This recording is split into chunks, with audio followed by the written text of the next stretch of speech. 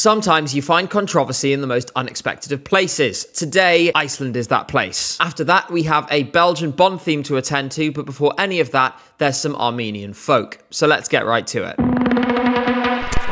Before we start, as always, make sure to like and subscribe if you enjoy the video. Make sure to follow me on Twitter and my editor Jay. You can follow me on Instagram too if you like. And if you can, subscribe to us on Patreon and you can get videos a day early. Also, apologies in advance. I was at London Eurovision party yesterday, so my voice is ruined. With all that out the way, it's time to talk about Armenia. Ledaniva have been internally selected with their song Jako.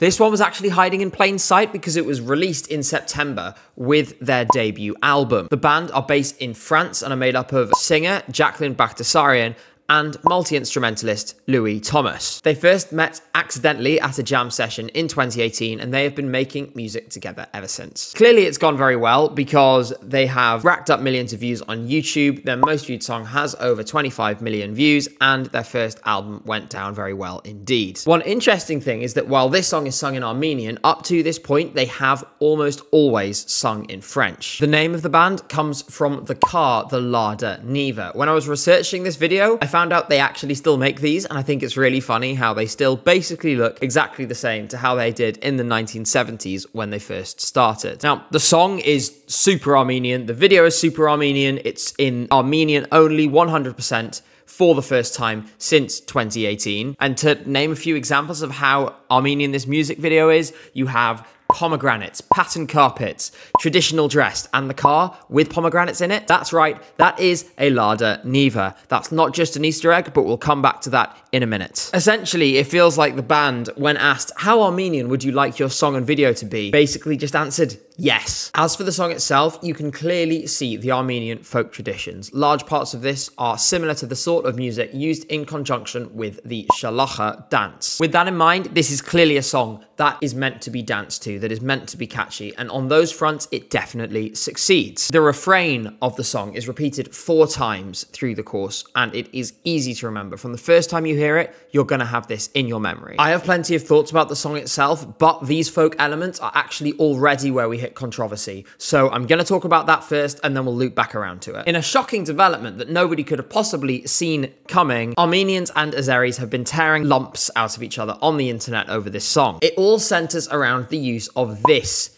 instrument here, and I'm going to try and explain this in a way that doesn't cause any dumpster fires. In the comments, I'll probably fail, but I'll do my best. Ultimately, I'm on the band's side here, and let me explain why. The short version for background is that in this part of the world, there are a lot of really similar double-reeded instruments. In Armenia, it's the duduk. In Turkey, it's the mey. In Azerbaijan, it's the balaban. In Georgia, it's the duduki. I could go on and on. There's loads more examples of this. Given the less than friendly relationship between Azerbaijan and Armenia at the moment, it's no surprise that certain segments of people online have been throwing accusations back and forth, essentially claiming, pointing fingers at each other and saying that the other side is stealing all of their sacred traditions and all of their beloved cultural practices. The reality is, of course, that neighboring cultures undergo this kind of exchange all the time and have done as long as human beings have existed. Look at the million different types of dumplings, for example, that you can find all over Eastern Europe and the Caucasus. Sometimes it's just best to defer to actual experts on this, so that is what I've done. So I turned to an article by Professor Songul Karahasanoglu, who lectures in ethnomusicology at the Turkish Music State Conservatory. She says, quote, "In the written and visual press and electronic media, we can see numerous materials stating that some communities tend to pretend to be the owner of the instruments in a nationalist manner. We cannot attribute instruments to only one nation and its people. This kind of implementation is brought to light as a result of cultural propaganda. It is very difficult to determine which instrument belongs to which society." So in my view, that is the book closed. They're not ripping anyone off, and the duduk is every bit a part of Armenian culture, as the balaban is a part of Azeri culture, as the mey is part of Turkish culture. I get how fractious the conflict between Azerbaijan and Armenia is, but there are much, much more important things to be arguing about than this. Seriously, there are versions of this instrument in China and Japan. Now we've dealt with that, back to the song itself. Despite the traditional backdrop, Jacqueline's vocals actually paint a really different picture here. The lyrics of the song, which are pretty sparse, as you can see, yes, that is the entire lyrics for the whole song, reflect on the way in which women are expected to conform to certain standards in society. It's certainly no coincidence then that the video features hundreds of pomegranates, which are widely considered a symbol of marriage and fertility in Armenia. In this clip, the pomegranates are chasing Jacqueline down a hill. This comes immediately after a scene where she's seen removing the pomegranates from the Lada Niva featured in the video. Like I said, this isn't just an Easter egg that the car is the same as the name of the band. This represents her taking control of these things herself, or letting go of that expectation, removing it from her entirely. Basically, for a song with not many lyrics, they pack a whole lot of meaning into this. When it comes to how this song will do at Eurovision, I can see reasons to be optimistic and reasons to be pessimistic. In the interest of finishing on a high, I'm going to start with the things I'm worried about and then move on to the things I'm excited for. As it is at the moment, this song is lacking in progression a little bit. It doesn't really go anywhere and it needs a bit more of a climax. This is partly because of how repetitive the song is. The hook is heard 3 times in the first 90 seconds. At that point, it literally constitutes half of the total runtime of those 90 seconds. At the same time, we should say that the repetitive nature can be a strength because it is catchy and it will stick in people's heads the first time they hear it. I would not be surprised at all to see the kind of colourful visuals that we saw in the music video on the Eurovision stage. And in the same way that Marina Sati from Greece has produced something that is really identifiably Greek, I think Armenia has done the same thing here, if to a slightly lesser degree. To be clear, I mean, it sounds really Armenian. This song does not sound really Greek. This, along with the fact that there is a really infectious enthusiasm to this song, actually puts Armenia in a pretty good place, and that is enhanced by the fact that in their whole semi-final, there is not a single song that goes along the same lines that this does. Nothing is even close. The only other songs that use traditional instruments are Norway and Estonia, and they are completely different in every possible way other than that. The other thing is, this is also the only song in the semi-final that is in 6/8 time signature instead of 4/4. This should give fans a lot to be hopeful for Armenia in this semi-final, but at the same time, you really cannot take anything for granted in a show as open as this one. I think you could genuinely still make the case for any of the 16 songs in the semi-final to qualify. There are a couple that I think are very unlikely, but nobody is out of it at this point. If this song goes through to the final, and like I said, it's not guaranteed, I can't see it getting super high up the scoreboard. It has a lot going for it, but unfortunately, despite the really amazing symbolism, the subtext around the song, I'm not sure how easy it's going to be to translate that onto the stage in a single 3-minute performance. Sadly, I just don't think the package is quite strong enough to get into that top 15, top 10 places. As the song is only 2 minutes 40 seconds, they do have a little bit of time to play with, so it could be that they surprise us, that they add something. We saw, for example, with Navi Band in 2017, brought a folk song, changed the ending up, and it really enhanced the total package. It's not impossible, but for now, I think that is a real limiting factor. The fact that there is not that big finish that we need to see for this to get higher up the leaderboard. Overall, time to fix it.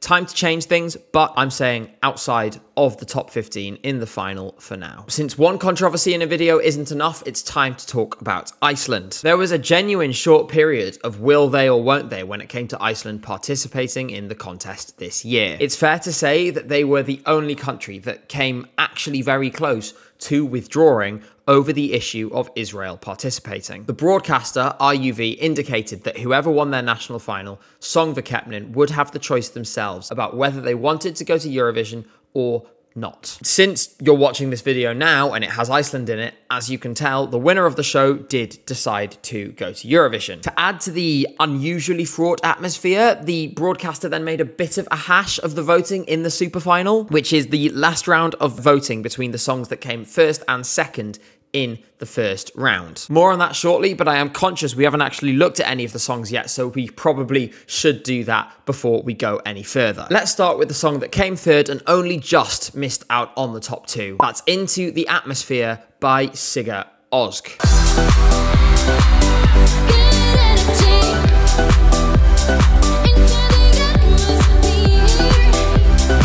This song actually became best known among Eurovision fans for the fact that there is a repeated line in the Icelandic version which really sounds like she's just saying "Go Tiffany" over and over again. Seriously, every single comment section which relates to this song on YouTube is just filled with the words "Go Tiffany" over and over again. You cannot escape it. Now, of course, the reason we have this Icelandic version is that the rules of Söngvakeppnin state you have to sing in Icelandic in the semi-final. In the final, you can sing in whatever language you like. Given the name of the song, it's unsurprising that it's essentially a big long list of space metaphors about gravity pulling you down and shining brightly and traveling the universe. So you get some bonus points from me for the big whistle notes in the bridge, which are really impressive. And also super difficult to execute. They sound terrible if you get them wrong, and she was bang on, so 10 out of 10 for that. That unfortunately doesn't change the fact this song is super, super dated. I had some friends who weren't familiar with this listen to it with no context, and I asked them what year they thought it was from. They said early 2000s. It's fun, but unfortunately, this is just totally in the wrong era. That said, we will always have Go Tiffany. Moving on to the top two, the first song in the super final was Wild West by Bashar Murad. 'Cause I'm going to the Wild West, where the only rest is for the wicked. Bashar is Palestinian and has been a creative partner of 2019 Eurovision participant Hatari for a number of years. In the weeks after the contest in 2019, they released a song together, Klefi Samed. That is an absolute banger, by the way, and also showed that Arabic and Icelandic work surprisingly well together in a song. Bashar is Palestinian and lives in East Jerusalem, but his involvement with Icelandic music is long-standing thanks to his working relationship with Hatari. Einar from that band is one of the songwriters, and Matthias, in fact, translated this into Icelandic for the performance in the semi-finals. The song deals with the idea of traveling to and trying to find success in the Western world, while simultaneously incorporating elements of Palestinian culture such as the dabka dance. The backdrop of green, red, and black is a pretty clear nod to Palestinian culture here as well. There have been a lot of conspiracy theories, a lot of accusations about Bashar, most of which are not worth dignifying with a response. But one thing that is worth noting is that this song was written and submitted to this competition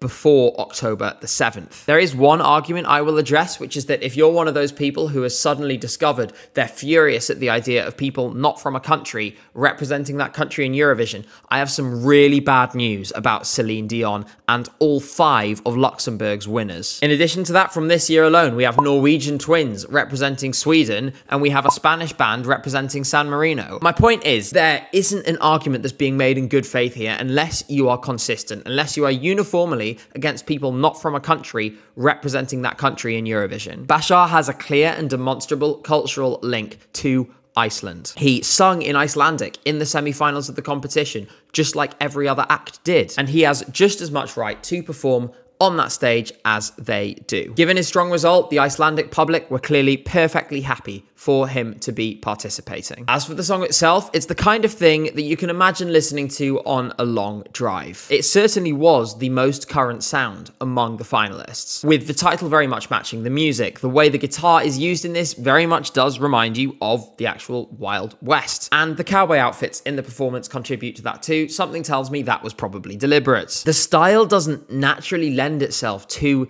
Eurovision, but this is a pretty good example of how to make it work in this context. It builds nicely, it's staged well, Bashar's vocals were all on point. As a result, had it won the selection, I probably would have been pretty optimistic about its chances at the contest. The honour of representing Iceland at Eurovision, however, went to Hera Björk, a legend amongst Eurovision fans for her high-energy performance in 2010 with a renewed effort called Scared of Heights. I feel it coming.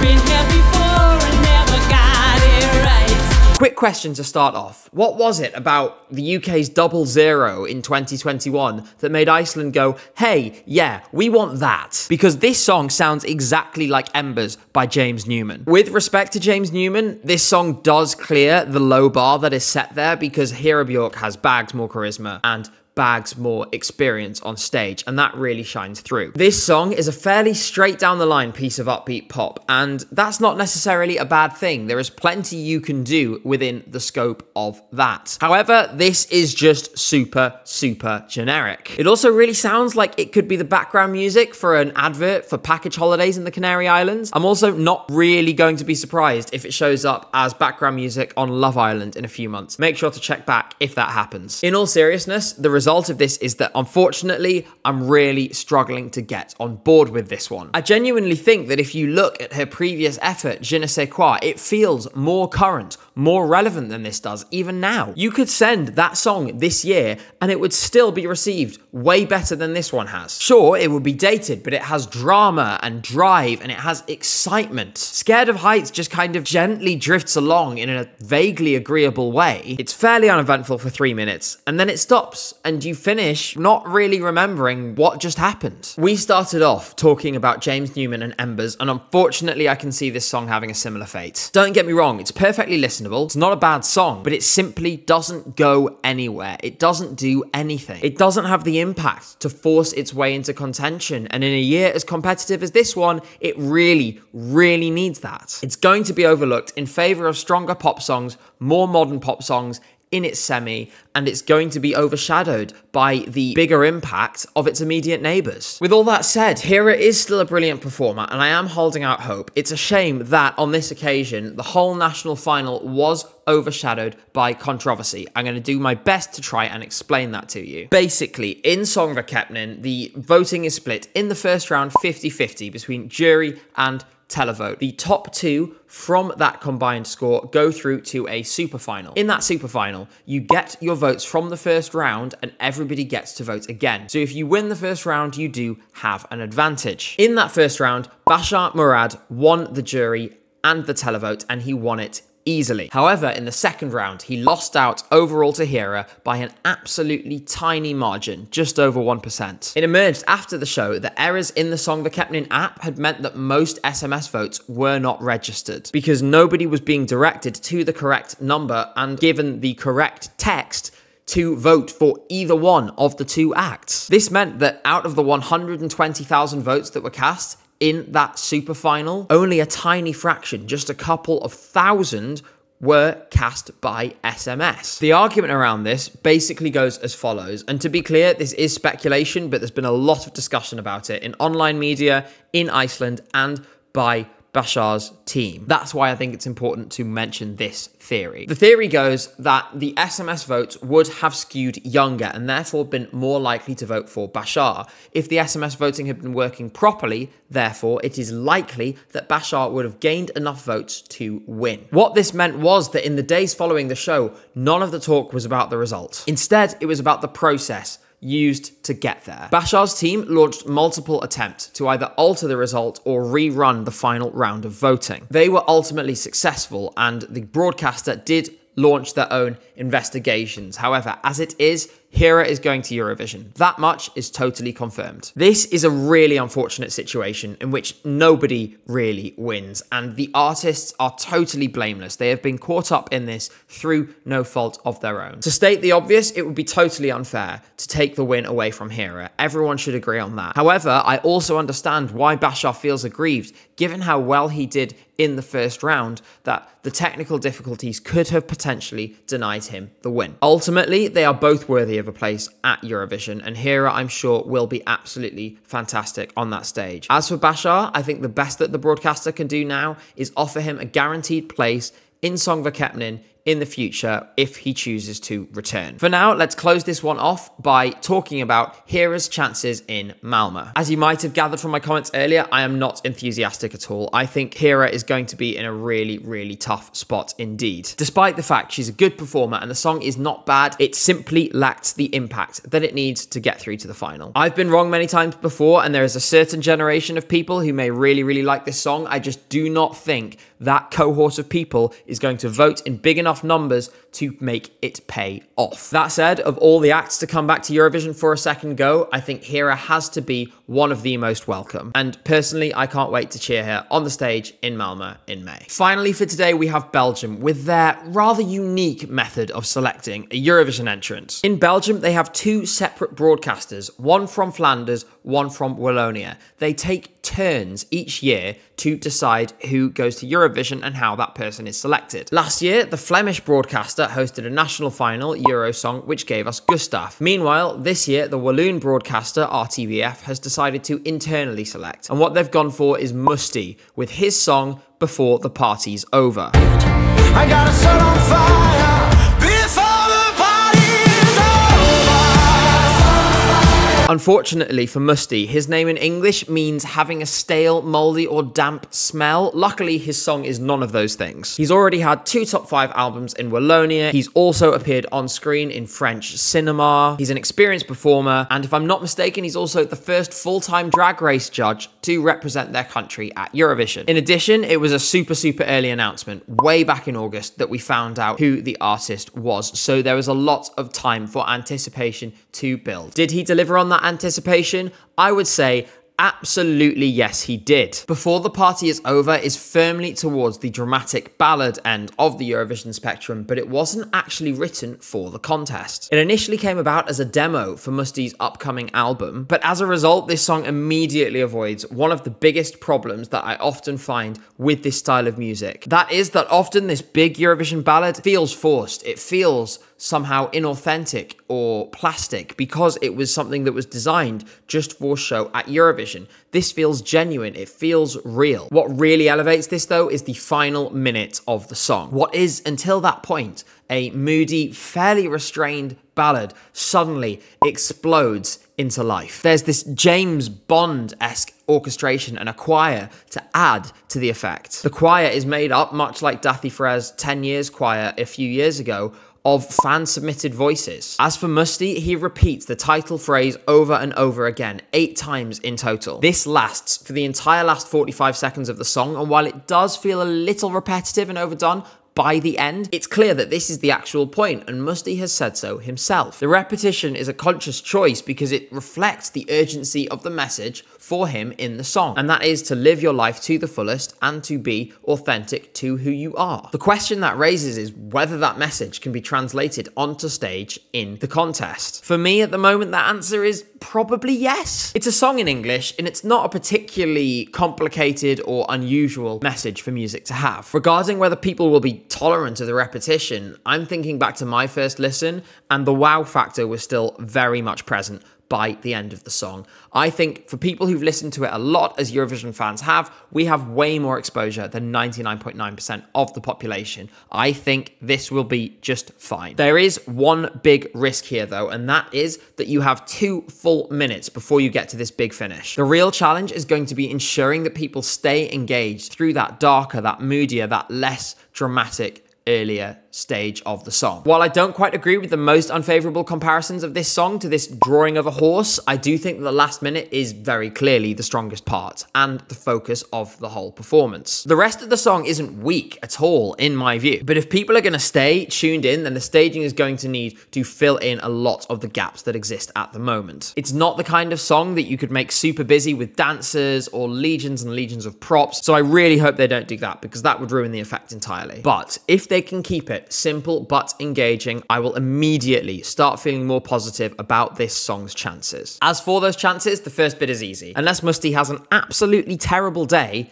in the semi-final in Malmö, this will qualify with absolutely no issue whatsoever. The semi-final that it's in is extremely light on ballads, and in turn, that will help this really stand out. As for the final, there is a difference between a good vocal and a great vocal, and if there is a great vocal, then this song really could be looking up towards the top 10 or even the top 5. If he pulls out an incredible performance on the night, we are really looking at the highest reaches. On the flip side, if the performance doesn't quite deliver to that same standards, we're going to see a fairly rapid drop-off. The reason for that is that this song is so clearly entirely dependent on vocal delivery. If this song is sung poorly, it will completely fall flat. All of the effect will be lost, and as a result, people will switch off quickly. That said, there are plenty of reasons to be optimistic here, and while I don't think we're going to be heading to Belgium in 2025, I think there is certainly an opportunity for a best result since that 4th place in 2017. That is a wrap on review number 9, and we have just 2 more to go. There's still plenty to see in the last 6 stops on our Eurovision tour, so make sure to like and subscribe to the channel if you haven't already. For now, thank you for watching, take care, and I will see you